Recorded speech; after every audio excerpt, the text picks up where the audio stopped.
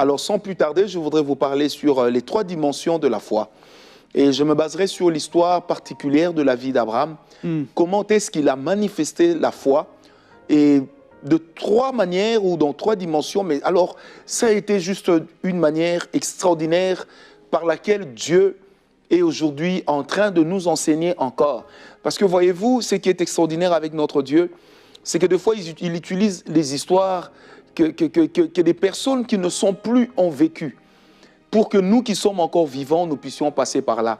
Donc c'est juste pour dire que les hommes passent, mais les principes de Dieu, la puissance de Dieu ne passent pas. Vous savez, on peut enterrer l'homme, on n'enterre pas l'histoire avec lui. On peut enterrer l'homme, on n'enterre pas la puissance de Dieu qu'il a manifestée. Wow. Voilà pourquoi dans la parole de Dieu, le jour où on avait enterré Élisée, avec la puissance de Dieu qui lui restait pour le dernier miracle, il fallait à tout prix que le Seigneur trouve un moyen. Et le moyen qu'il a trouvé, c'était de mettre un cadavre en contact avec le reste de Élisée, afin que la parole de Dieu s'accomplisse. Pourtant, il était déjà mort. Ouais. Il n'existait plus. D'aucuns pourraient dire, oui, mais il lui a manqué un miracle pour faire le double d'Élie et ainsi manifester la double portion. Mais on a vu que Dieu, c'est le Dieu des calculs exacts. Yes. Donc le Seigneur sait ce qu'il veut. L'homme est mort, l'homme a pourri, au point qu'on a même oublié là où on avait enterré ce célèbre prophète. Mais c'est là que ce miracle qui somnolait a attendu jusqu'à ce qu'il y ait un contact avec un cadavre pour lui redonner la vie. Et juste Dieu est merveilleux, Dieu est formidable. Vous savez, la foi ne pourrit jamais. Peu importe le temps que ça peut prendre, la foi ne va jamais pourrir. On en parlera certainement lorsque nous allons parler sur les grands ennemis de la foi. La foi ne peut pas pourrir. Peu importe le temps, ça ne pourrit pas. Alors remarquez avec moi l'histoire d'Abraham qui est vraiment une histoire extraordinaire. Nous sommes dans Genèse 12, un passage qui est très connu des chrétiens, verset 1 jusqu'au verset 3. L'Éternel vient parler à Abraham, il dit à Abraham que tu dois partir de la maison de ton père, tu dois partir du lieu où tu te sens à l'aise, tu dois quitter ton pays, tu dois quitter ta patrie. Vous savez, lorsqu'on parle de patrie, en allemand, c'est ce qui a été traduit en anglais, donc ce qui est traduit en anglais vient de l'allemand, c'est Vaterland, qui veut simplement dire le territoire qui appartient à ton père. Une manière de dire le territoire dans lequel tu te sens en sécurité et dans le plus grand confort. Alors la foi d'Abraham, c'était d'abandonner son confort pour aller vers l'inconnu. Vous savez, quelquefois quand le Seigneur nous appelle, il arrive qu'il nous envoie là où nous avons juste comme l'impression que toutes les conditions sont réunies pour échouer avant même de nous y être lancés. Je me rappelle, il y a plusieurs années de cela, lorsque j'annonçais à mon père mon désir de servir Dieu à temps plein. Mon père m'a dit, mais jeune homme, tu deviendras mendiant.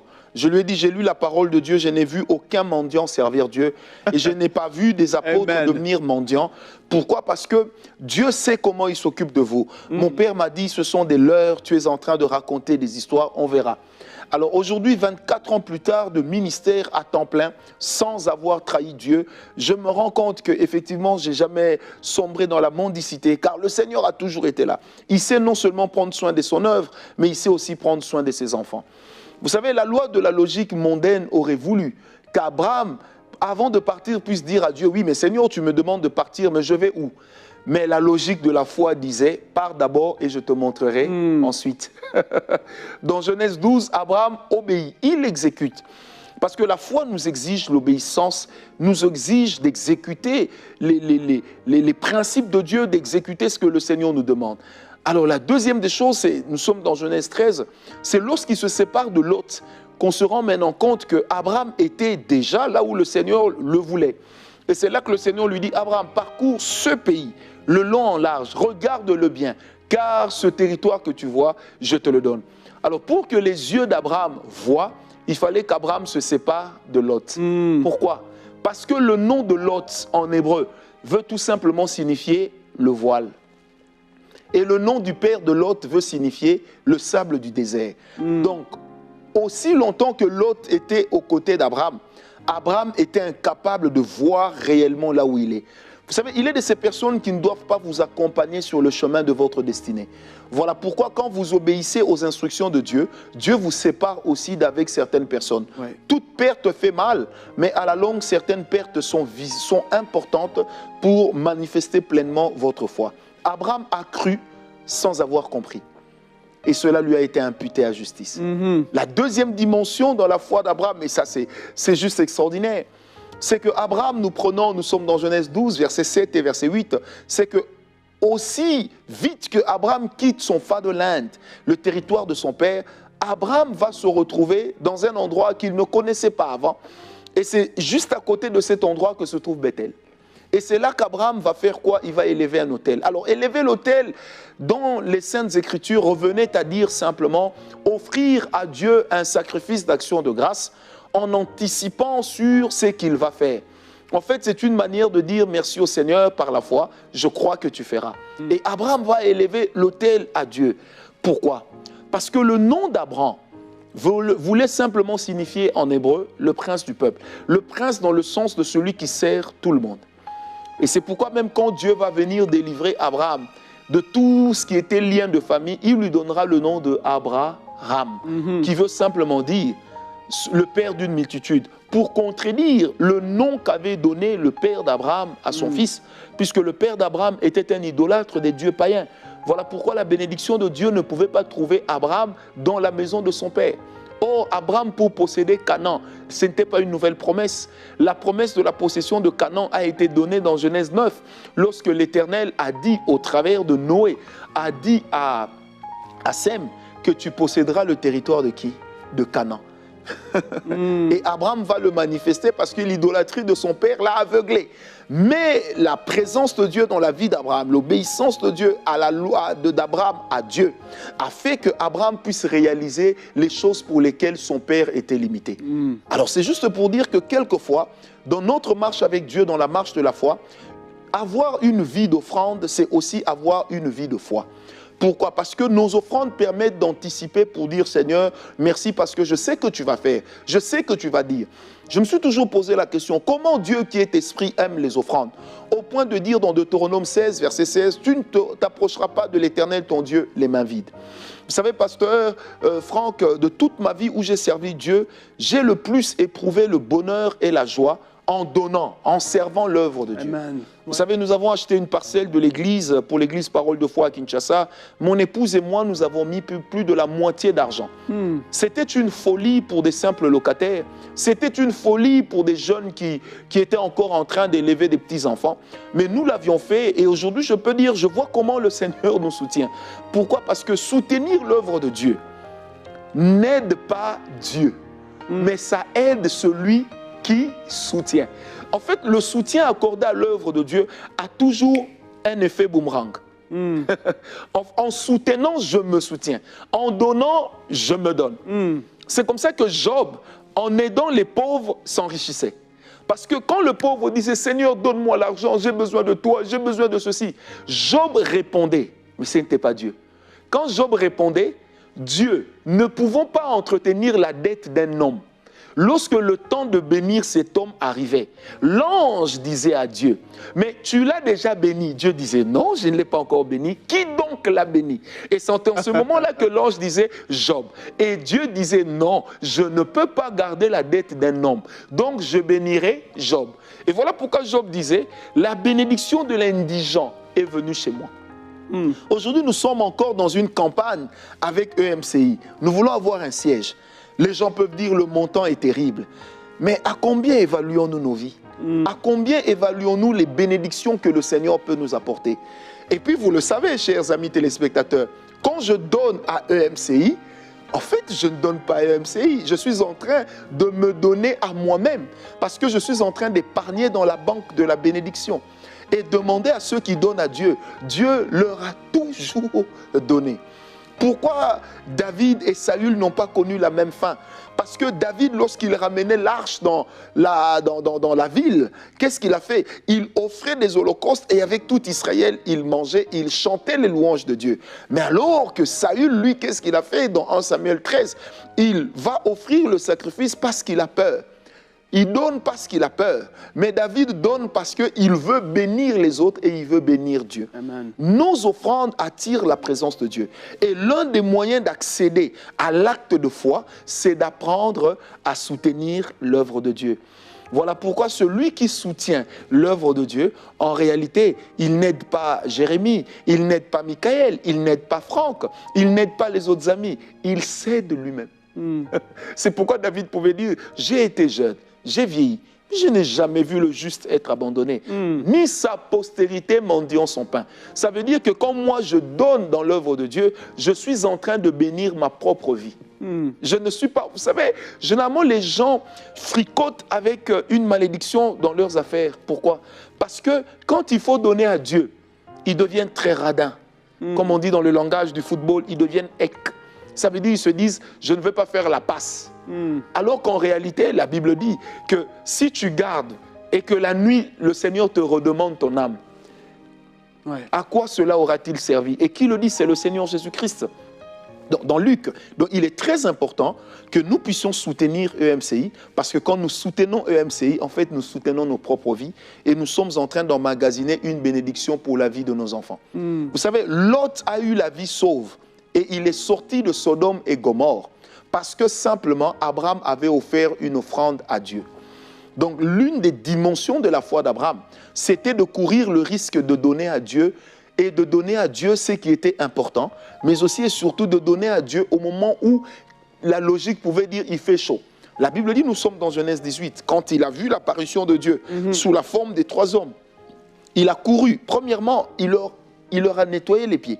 Deuxièmement, qu'est-ce qu'il fait? Il leur dit, asseyez-vous. La Bible dit, il les pressa de s'asseoir. Et quand il s'assoit, qu'est-ce qu'il va faire? Eh bien, lui, il va préparer une galette. Il va tuer un animal gras sous le soleil du désert. Sous le soleil du désert. Ça veut dire, il risque sa santé. Et quand il le fait, l'ange dit, cacherai-je à mon serviteur Abraham ce que je compte faire? Mais avant cela déjà, l'ange dit, Abraham, je reviendrai l'année prochaine et Sarah, ta femme, aura un fils. Et vous prenez Jean 8, 56, Jésus-Christ lui-même parlant dira ceci, il dit, mais même votre père Abraham était dans la joie quand il a vu mon jour. Mais quel était le jour où Abraham a vu le jour du Seigneur? C'était le jour où le Seigneur lui a promis que Isaac viendra. Amen. Mais pour que l'Éternel lui promette qu'Isaac viendra, il fallait que Abraham puisse amener Dieu chez lui pour qu'il fasse une offrande. L'offrande nous amène aussi à accéder à une certaine dimension des promesses de Dieu. Et quand l'ange dit, est-ce que je cacherai à Abraham ce que je dois faire? Et Abraham commence à lui dire, et si tu trouves 100 justes, si tu trouves 20 justes? À la fin, le Seigneur lui dit, même pour un juste, je ne détruirai pas Sodome et Gomorrhe. Or, qui était le juste visé par Abraham? Lot. Lot a eu la vie sauve parce que la foi d'Abraham était de donner à Dieu. En soutenant EMCI, tu ne sais pas à qui est-ce que tu rends la vie. Tu ne sais pas d'où est-ce que tu chasses la mort de ta vie. Peut-être que tu chasses la mort de la vie de tes finances. Et je parle à une personne qui est ministre en Côte d'Ivoire. Il sait que son poste est menacé. Je ne te demande pas de donner l'argent pour sauver ton poste. Non, on n'achète pas Dieu. Amen. Mais j'ai eu à cœur de te dire, soutiens l'œuvre de Dieu, afin qu'en soutenant l'œuvre de Dieu, que l'œuvre de Dieu aussi sécurise ta bénédiction. Et c'est ce que le Seigneur m'a demandé de te dire. Alors, plusieurs personnes fricotent avec des choses à côté desquelles ils sont déjà passés. Pourquoi? Parce que simplement, ils ne savent pas donner à Dieu.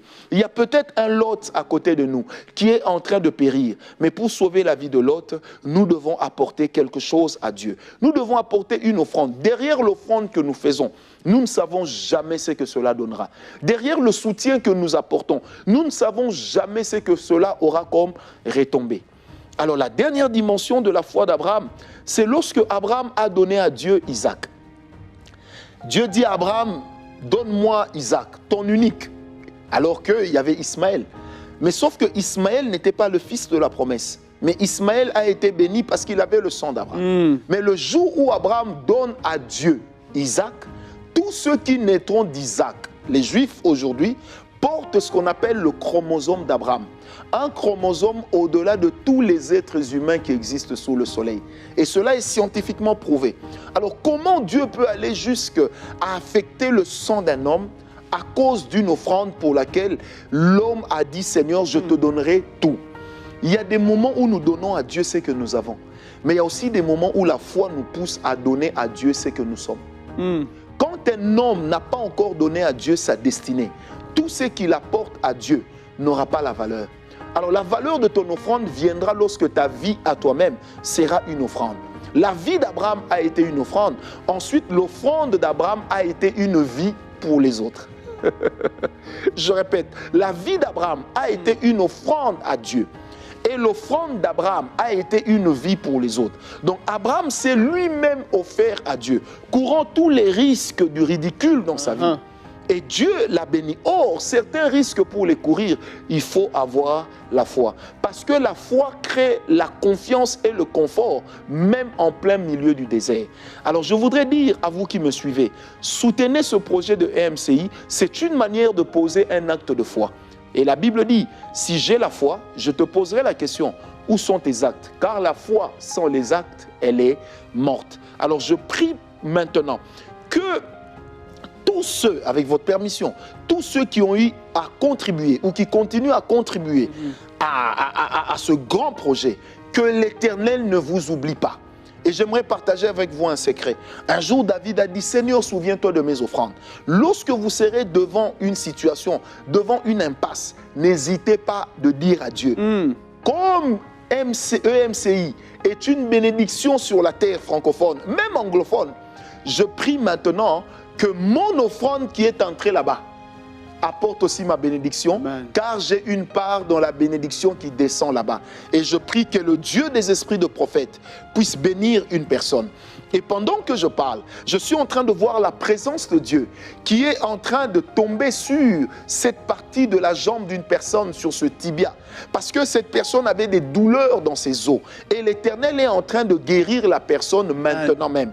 Parce que Dieu est ici. Et l'Éternel est en train de me parler de Sophie. L'Éternel est en train de me parler de Sophie. Sophie Trézé. Trézé s'écrit T-R-E-I-Z-E-T. Le Seigneur me parle de toi et il me dit, il y a une bénédiction qui est entrée dans ta maison. Et je suis en train de voir comme des enfants éparpillés que le Seigneur est en train de ramener. En fait, dans ta maison, tu souffres d'un problème de conception que l'Éternel vient de régler. Voyez-vous, nous parlons de la foi et des offrandes. La présence de Dieu ouvre le prophétique. Parce qu'on ne s'approche pas de l'Éternel, notre Dieu, les mains vides. Et quand nous approchons de Dieu, les mains pleines, nous vidons nos mains, Dieu vide sa main sur la nôtre. Que la gloire du Seigneur puisse marcher avec une personne. Je sens un vent de restauration qui est en train de souffler dans des salons maintenant. Je sens un vent de restauration. Il y a une personne qui me suit, qui a un problème avec ses poumons. On t'a dit que tes poumons ont un problème et on t'a même dit que ton foie commence à être touché. Mais maintenant que je parle, l'Esprit de Dieu vient de te guérir. Tu me suis depuis le Mali.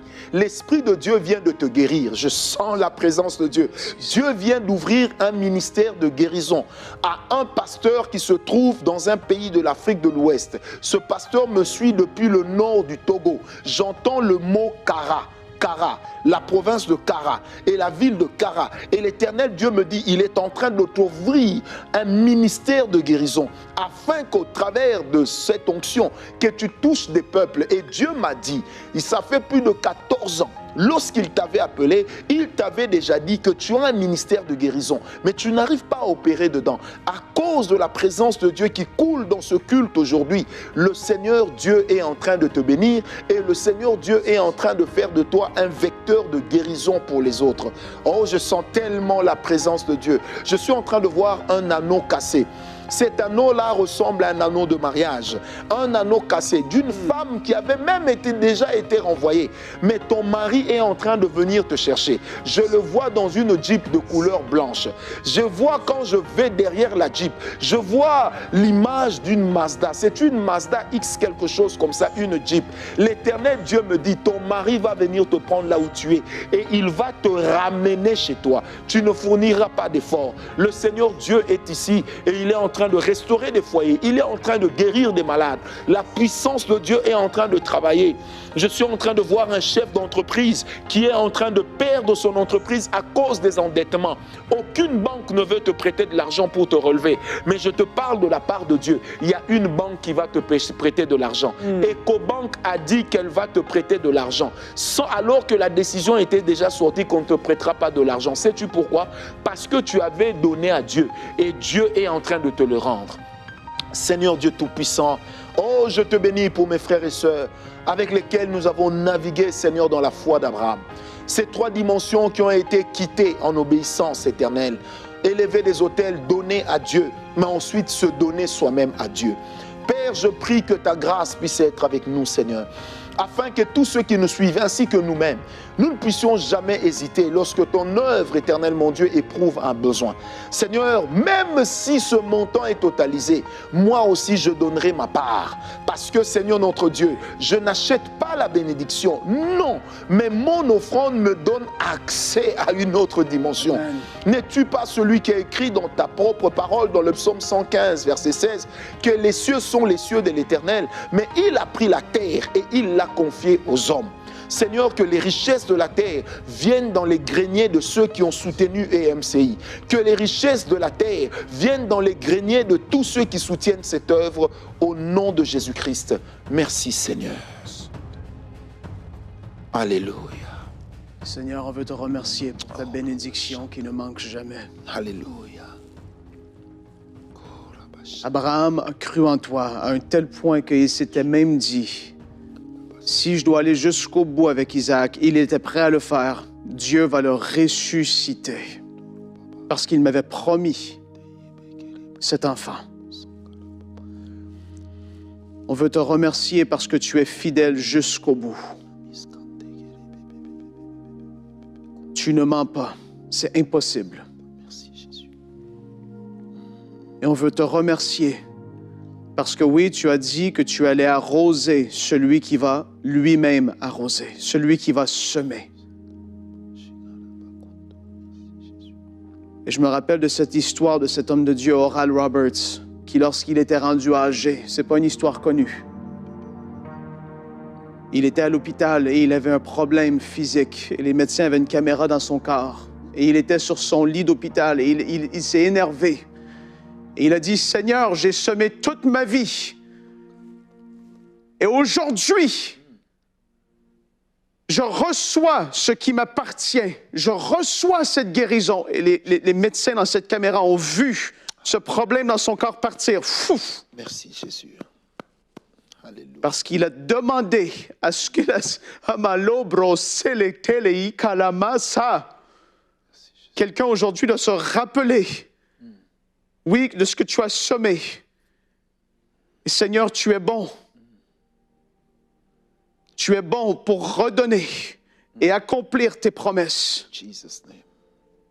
Seigneur, on te remercie. Soyez bénis, frères et sœurs, vous tous qui êtes dans cette famille des partenaires de EMCI, vous tous qui soutenez par la prière EMCI. Yes. Soyez bénis. Réécoutez cette émission. Il y a une bénédiction et une grâce de Dieu sur ce qui a été dit. On se retrouve demain pour une prochaine émission de Prière inspirée. À bientôt.